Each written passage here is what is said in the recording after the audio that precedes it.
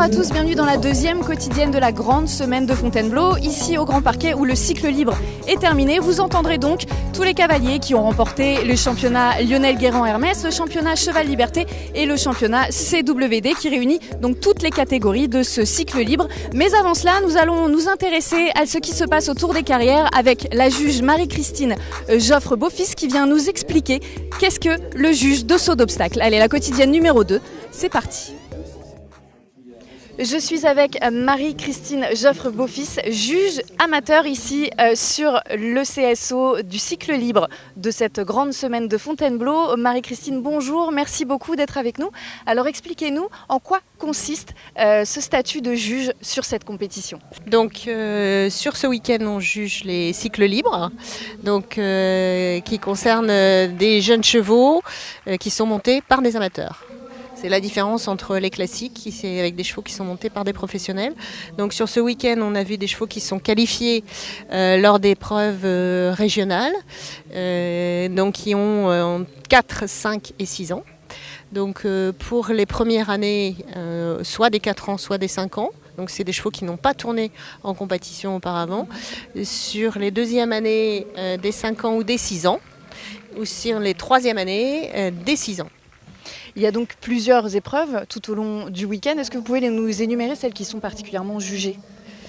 Donc les épreuves de saut d'obstacle. Les premières années, on a une épreuve de NEP, c'est-à-dire que le jury est double.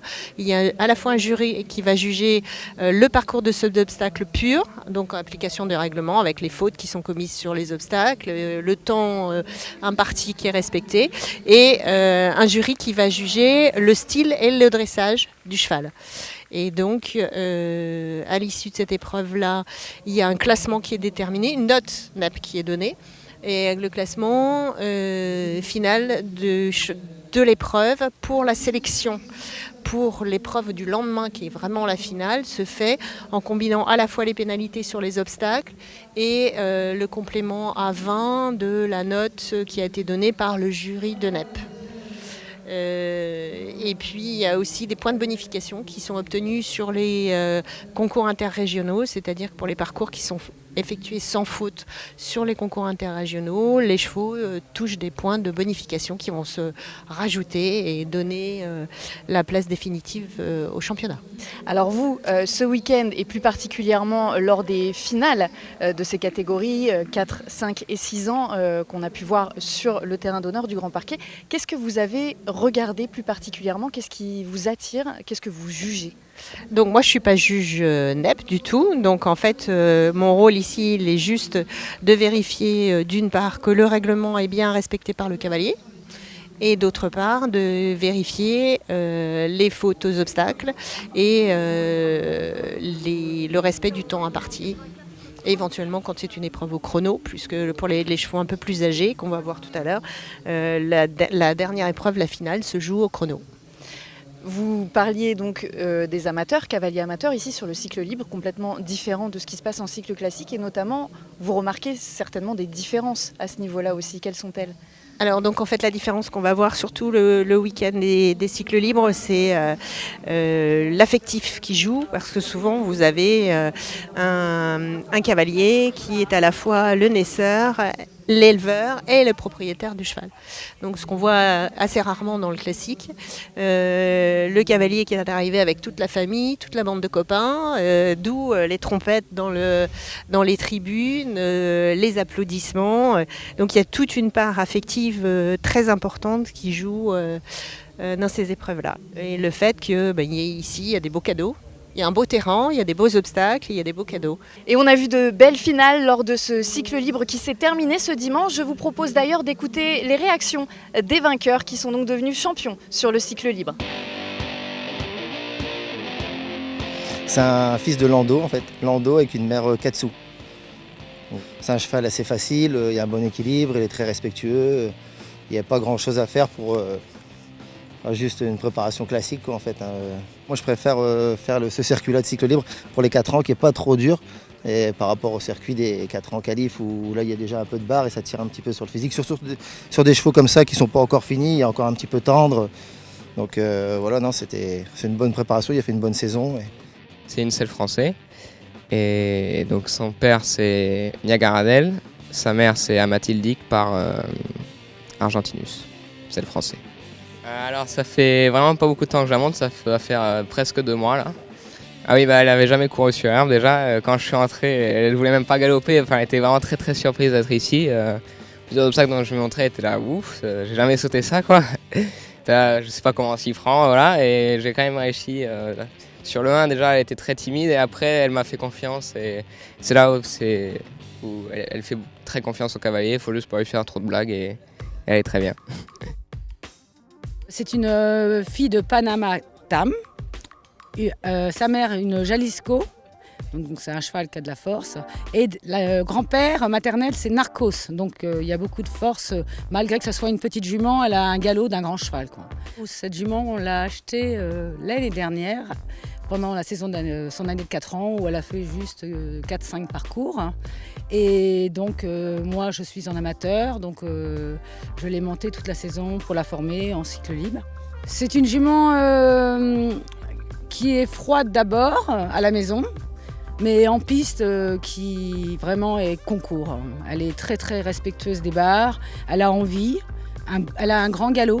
Donc c'est un petit peu la difficulté aujourd'hui, c'est de la mettre un peu sur ses hanches.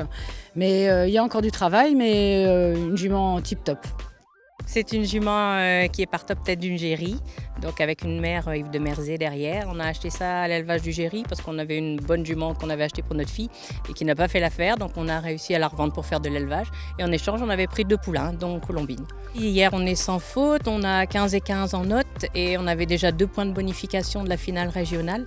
Donc ce qui fait qu'on se retrouve en tête, enfin ex aequo avec les 3 autres cavaliers. Elle a un petit côté pur sang quand même, donc elle est très réactive. Quand elle croise d'autres chevaux au paddock, elle est vite à se mettre en stress et alors là, elle devient un petit peu fort chaude, quoi. Mais j'ai adapté, on a des éperons vraiment tout petits au cas où, et ce qui fait que bon, ça se passe bien et elle est vraiment inarrêtable.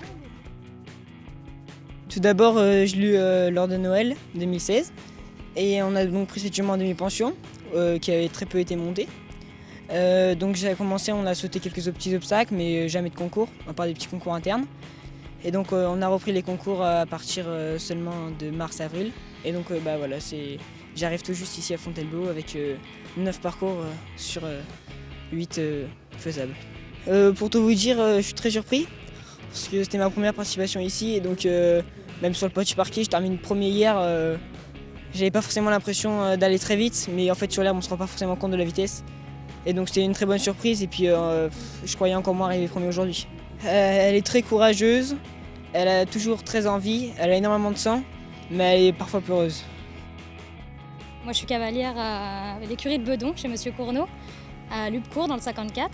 Elle est arrivée l'année dernière et elle n'a pas énormément tourné l'année dernière. Et puis voilà, cette année on l'a remis en route pour attaquer les cycles libres 3e année. Et bon, elle a fait son boulot, elle a très bien travaillé.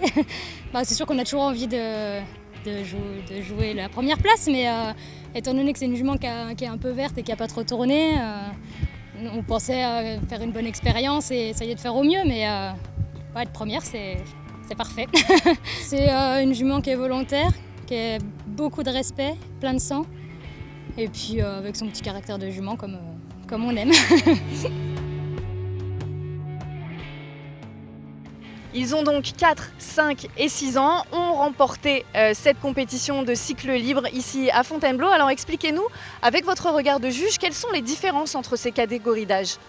Donc c'est pas compliqué, je pense que pour le classique c'est la même chose. Les 4 ans sont des chevaux qui sont au travail depuis 1 an, donc qui sont encore des gros bébés à qui on va demander juste de la franchise. Ils vont pas être confrontés à des difficultés majeures.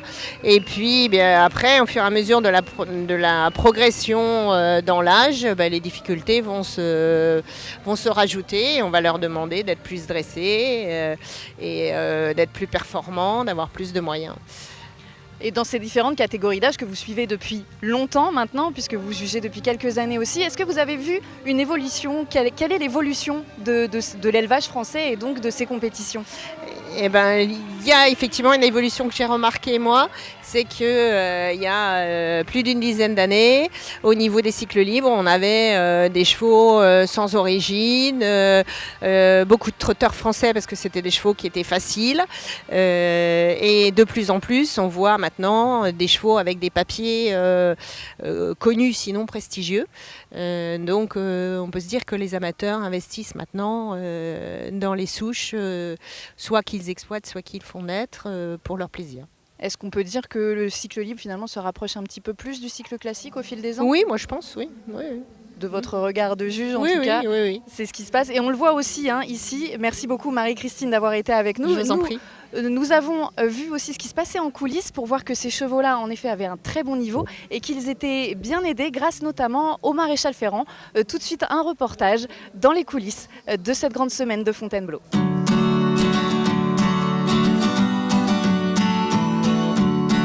Pendant la grande semaine de Fontainebleau, Yves Lemaine met ses compétences de maréchal Ferrand au service de tous les chevaux. Qu'ils aient de 4 à 7 ans, qu'ils participent au cycle libre ou au cycle classique, son rôle reste le même, faire en sorte que tout se passe pour le mieux dès l'arrivée de chaque potentiel champion, à commencer par les concurrents amateurs du cycle libre. C'est des gens qui restent qu'une journée, voire 2 jours, donc ils ne restent pas toute la semaine. Donc ils arrivent généralement dans le transport, il y a quand même un peu des chevaux qui ont un peu bougé, des déferrages ou comme tout à l'heure des clous à remettre. Et puis vu ce matin ce qu'il a plu, là ça va se déferrer beaucoup cet après-midi. Donc je pense que le terrain va être un peu glissant. Et, en fait je suis là pour surtout assurer tout ce qui est remise de refaire ou alors des gens qui sont venus sans mettre de mortaise et remettre de mortaise. Une chance pour ces jeunes chevaux de bénéficier de l'expérience d'Yves, car sur le site du Grand Parquet, l'enjeu est de taille et selon les conditions, il faut pouvoir s'adapter. Je vais plus les orienter à plus mettre des crampons un peu spéciaux par rapport à l'herbe où ils vont aller, soit c'est sur le Grand Parquet ou soit sur le Petit Parquet. En fait, ils ne mettent pas du tout le même genre de crampons. Il y a des gens qui demandent comment ils peuvent faire, quoi. Ce week-end, avec la fin du cycle libre, Yves Lemaine va pouvoir souffler un peu, car avec le début du cycle classique, le rythme peut être moins intense. En effet, l'expérience des professionnels change quelque peu son rôle sur la compétition. Il gère mieux, nous, sur les professionnels, on fait vraiment que ce qui est de l'urgence, quoi.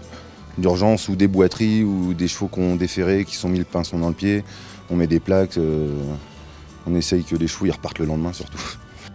Autour de son camion, le maréchal Ferrand prend du plaisir à soigner les jeunes chevaux. Cet habitué du Grand Parquet apprécie particulièrement son travail cette semaine. Moi, ça fait plus de 15 ans que je suis ici, donc c'est vraiment la semaine que je travaille avec la SHF, j'adore, quoi.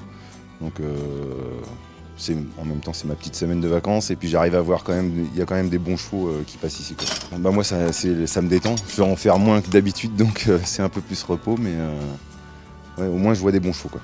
Et puis on voit des chevaux qui vont vraiment aller un peu plus loin. Et puis après la grande semaine, c'est l'Heineken, donc championnat du monde, donc c'est super intéressant, quoi. Et pour voir ces chevaux évoluer au meilleur niveau, Yves est au cœur de l'action, toujours prêt à se mettre au service de ses futurs champions. Les jeunes chevaux du cycle libre quittent le Grand Parquet ici à Fontainebleau. Ils vont laisser la place à tous les chevaux du cycle classique et leurs cavaliers professionnels. La quotidienne aussi s'est terminée pour aujourd'hui. On revient dans 2 jours car ça va prendre un petit peu de temps de remplacer tous ces jeunes chevaux. Mais promis, à partir de mercredi, nous serons au rendez-vous pour vous expliquer tout ce qui va se passer sur le reste de la semaine ici au Grand Parquet de Fontainebleau.